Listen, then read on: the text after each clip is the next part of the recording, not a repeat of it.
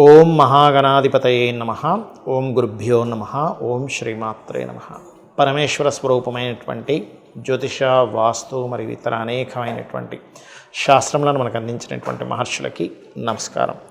హయగ్రీవ హయగ్రీవ హయగ్రీవేతియో వదేత్తస్య నిస్సరతైవాణీ జహ్నుకన్యా ప్రవాహవత్ అరుణాం కరుణాతరంగితాక్షీం ధృతపాశాంకుశపుష్పబాణచాపాం అనిమాదిభిరావృతాం మయూకైః అహమిత్యేవ విభావయే భవానీం. శ్రీమాత్రే నమః. ప్రేక్షకులకి ఆ లలితాంబిక అమ్మవారి యొక్క అనుగ్రహం పరిపూర్ణంగా కలగాలని మనస్ఫూర్తిగా కోరుకుంటూ మనం ఈరోజు చెప్పుకోబోయేటువంటిది రాహుకేతువులు మారుతున్నారు. అయితే ఈ రాహుకేతువులు మారడం అనేటువంటిది కొన్ని సాఫ్ట్వేర్లో మే 15, కొన్నిట్లో మే 18, కొన్నిట్లో జూన్ 1 అని చూపిస్తుంది. కాకపోతే ఏదేమైనప్పటికీ కూడా మే 15 నుంచి కొంత ప్రభావం, జూన్ 1వ తేదీ నుంచి కాస్త ఎక్కువ ప్రభావం చూపిస్తుంది రాహుకేతువులు. అయితే ఈ రాహువు కేతువు ప్రస్తుతం మీనరాశిలో రాహువు, కన్యారాశిలో ఉన్నటువంటి కేతువు మనకి సింహంలోకి కేతువు, కుంభంలోకి రాహువు మారుతున్నాడు.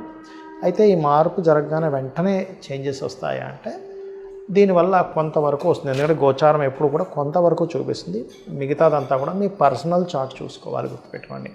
అంటే మీ యొక్క జన్మజాతకంలో అసలు గ్రహాలు ఎలా ఉన్నాయి, రాహుకేతువులు ఎక్కడున్నారు, దాన్ని బట్టి ఈ రాహుకేతువుల యొక్క ప్రభావం ఉంటుంది.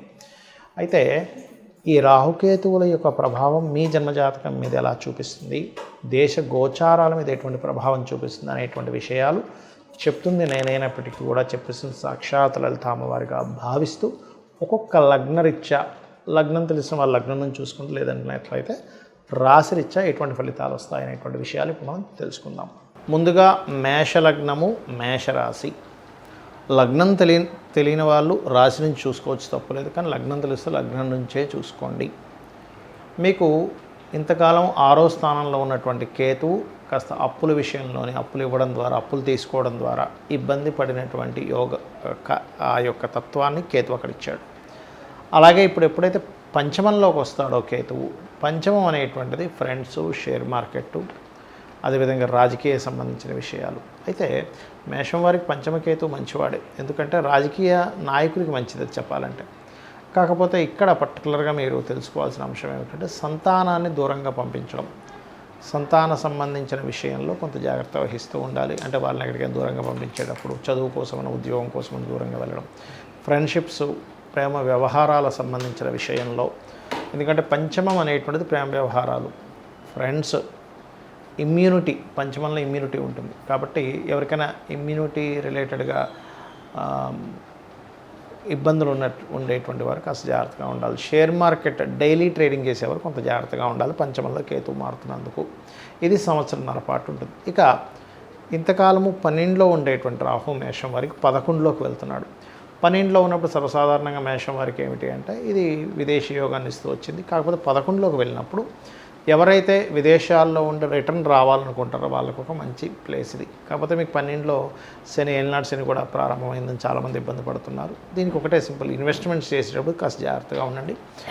అయితే 11లో ఉన్నటువంటి రాహువు మాత్రం మీకు ఇచ్చేటువంటి రిజల్ట్ ఏమిటి అంటే ఆన్లైన్ త్రూగా చేసేటువంటి బిజినెస్లు ఉంటాయంటే ఆన్లైన్లో ఏదైనా సేల్స్ చేయడము, ఆన్లైన్ ద్వారా మీరు పొందేటువంటి లాభాలు ఏవైతే ఉంటాయో తొందరగా వస్తాయి. అలా అని షేర్ మార్కెట్ లేకపోతే ఆన్లైన్ బెట్టింగ్స్ ఇవి కాదు, గుర్తుపెట్టుకోండి. ఆన్లైన్ అంటే చాలామంది అనుకుంటారు ఆన్లైన్లో ప్యాకెట్ ఆడుకోవడం, బెట్టింగ్స్ ఆడుకోవడం, క్రికెట్ బెట్టింగ్స్ ఆడుకోవడం, ఇవి కాదు. బాగా అర్థం చేసుకోండి. ఆన్లైన్లో మీరు చేసేటువంటి ఎనీ ప్రోడక్ట్ సేల్స్కి ఇది బాగా యోగిస్తుంది. అయితే పంచమ స్థానం, ఉపాసనా స్థానంలో కేతు ఉన్నందుకు మీరు లాభరాహు మంచివాడే, కానీ పంచమ కేతు ఉన్నందుకు గణపతి ఆరాధన, సూర్యభగవాను చూస్తూ గణపతిని సూర్యుల్లో ఉన్నారని భావిస్తూ అర్ఘ్యం వదలండి. అన్ని విధాలా మీకు బాగుండడం జరుగుతుంది. చాలామందికి ఈ రాహుకేతువుల యొక్క ప్రభావము వాళ్ళ జన్మజాతకంలో ఉంటుంది. కొంతమందికి సర్పదోషం రూపంలో, కొంతమందికి సంతానం రూపంలోని ఇబ్బంది ఇవ్వడానికి, మరియు కొంతమందికి వివాహ జీవితం మీద, వివాహం అయ్యే దాని మీద రాహుకేతువుల ప్రభావం ఉన్నప్పుడు ఇబ్బంది పడుతుంటారు. దానికి ఏం చేయాలి?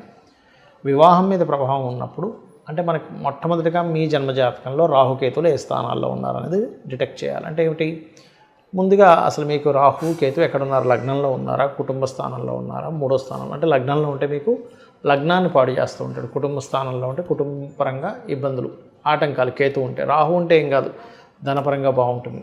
అదేవిధంగా 3వ స్థానంలో ఉంటే సిబ్లింగ్స్తో, 4వ స్థానంలో ఉంటే ప్రాపర్టీస్, 5వ స్థానంలో ఉంటే సంతానం, 6వ స్థానంలో ఉంటే అప్పుల వల్ల, 7వ స్థానంలో ఉంటే వివాహ సంబంధించిన విషయాలు, అష్టమంలో ఉంటే యాన్స్టర్స్ ప్రాపర్టీ, 9లో ఉంటే తండ్రితో దూరం అవడం, 10వ స్థానంలో ఉంటే కెరియర్ పరంగా, 11వ స్థానంలో ఉంటే బిజినెస్ పరంగా, 12లో ఉంటే విదేశాలు, వివాహ జీవితం మీద.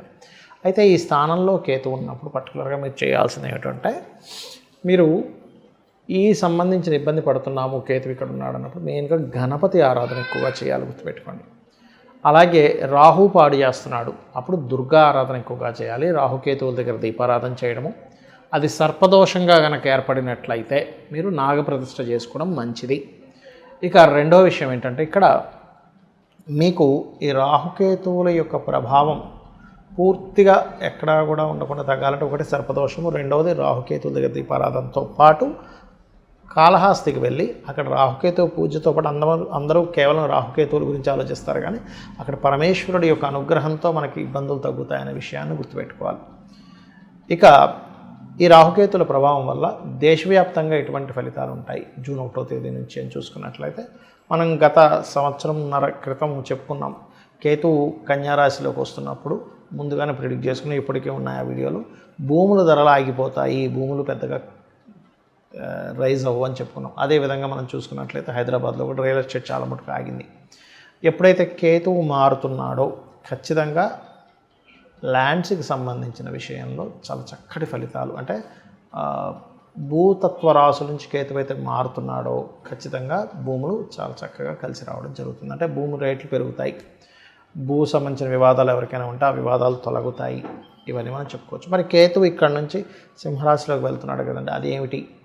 సింహం అనేటువంటిది రాజకీయ నాయకుల్ని, రాజకీయ సంబంధించిన విషయాలని చెప్తూ ఉంటుంది, గవర్నమెంట్ని సూచిస్తూ ఉంటుంది. అందుకే ఏంటి, గవర్నమెంట్ కొన్ని కఠినమైన నిర్ణయాలు తీసుకోవడం, రాజకీయ పరంగా కొన్ని మార్పులు ఏర్పడడం, ఇవి ఖచ్చితంగా జరుగుతాయి. అంటే ఏమిటి, రాజకీయపరమైన మార్పులు, రాజకీయాల్లో ఉండేటువంటి వారి మార్పులు, సీఎం పిఎం రంగాల్లో ఉండేటువంటి వారికి కొన్ని సడన్గా మార్పులు, ఇట్లాంటివన్నీ కూడా ఇస్తూ ఉంటుంది. అదేవిధంగా రాహు మరి కుంభంలోకి వస్తున్నాడు కదా, అంటే ఆర్టిఫిషియల్ ఇంటెలిజెన్స్ బేస్ చేసుకొని, లేకపోతే రకరకాల సాఫ్ట్వేర్ రిలేటెడ్గా కొన్ని బిజినెస్లు పెరుగుతాయి దీనివల్ల. న్యాచురల్ 11th హౌస్లో ఉన్నప్పుడు బిజినెస్ని డెవలప్ చేస్తాడు రాహు సాఫ్ట్వేర్ రిలేటెడ్గా. ఈ పంచమంలో కేతు సింహరాశిలోకి రావడం వల్ల ఒక తారాస్థాయికి చేరుకుంటుంది. ఏమిటి బంగారం రేటు ఇలా ఉంటుంది అనుకునేది కాస్త ఒక దగ్గర బ్రేక్ పడుతుంది. అంటే ఈ రాహుకేతువుల యొక్క ప్రభావం వల్ల ఏమిటంటే, ఒకటి కేతువు కన్య నుంచి మారుతున్నందుకు భూముల రేట్లు కాస్త ఆగిపోయినటువంటి కొంచెం కదలడము, బంగారానికి సంబంధించిన విషయంలో ఎక్కడికో వెళ్ళిపోతుంది, అసలు మనం కొనగలమా లేదా అనేటువంటి భయాందోళనలో ఉన్నటువంటి మనకి కొంత బ్రేక్ పడుతుంది అక్కడ. అలాగే కొంచెం కుజుడితో కలిసినటువంటి కేతు అవడం వల్ల సైన్యం కొంత భూభాగాలను, ఇంతకుముందు మనకి పిఓకే అంటుంటాం, పాక్ ఆక్యుపైడ్ కాశ్మీర్ లాంటి దాన్ని మన సైన్యం కొంతవరకు దాన్ని ఆక్యుపై చేసి మళ్ళీ రిటర్న్ తెచ్చుకోవడానికి, అలాగే కొంత సైన్యం నష్టపోవడానికి, కొంత యుద్ధ సంబంధించినటువంటి అటాక్స్కి వాటికి వీటికి ప్రభావం అనేటువంటి చూపిస్తుంది. మనం ఆల్రెడీ ఒక 40 days బ్యాకే చెప్పుకున్నాం కుజుడు నీచంలో ఉండడం, ఇటువంటివి జరగడానికి ఎక్కువ ఆస్కారం ఉంటుంది. కాబట్టి మీ అందరికీ కూడా రాహుకేతువుల యొక్క ప్రభావం పూర్తిగా తగ్గాలి అంటే కనుక చండీ పారాయణం చేయడము, గణపతి యొక్క అష్టోత్తరం చదువుకోవడం, ఇవి చేయండి, అన్ని విధాలా బాగుంటుంది. శ్రీమాత్రే నమః.